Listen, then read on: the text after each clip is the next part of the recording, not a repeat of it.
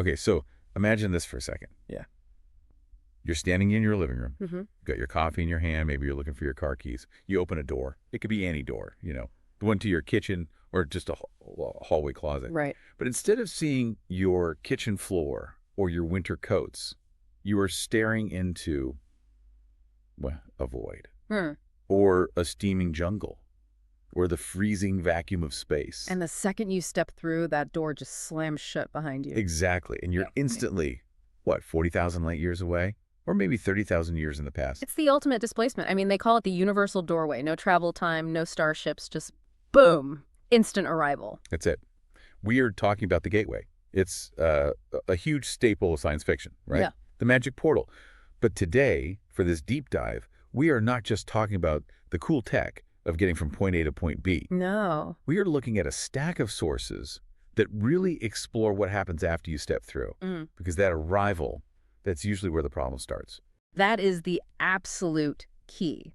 Because the technology is fascinating, and we will get into the Iconian gateways, the nuts and bolts of it. But the real story here is survival.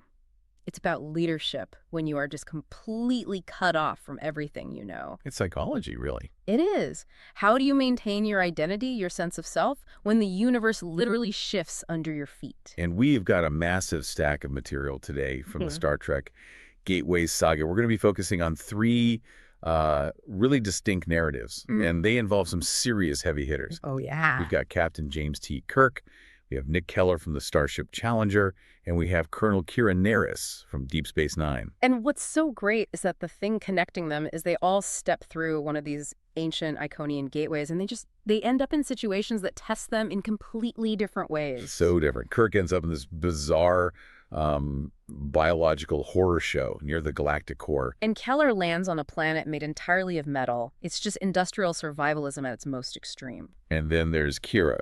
Kira's story is maybe the most personal. She ends up in her own planet's history, smack in the middle of a brutal civil war, fighting a war she thought she knew everything about. So the mission for this deep dive really is to unpack how they handle that displacement. It's not just, how do I get home? No, it's bigger. It's, how do I survive in this hostile place without losing who I am? And in some cases, how do I maybe fix this broken society while I'm stuck here? Because you can't just be a tourist, right?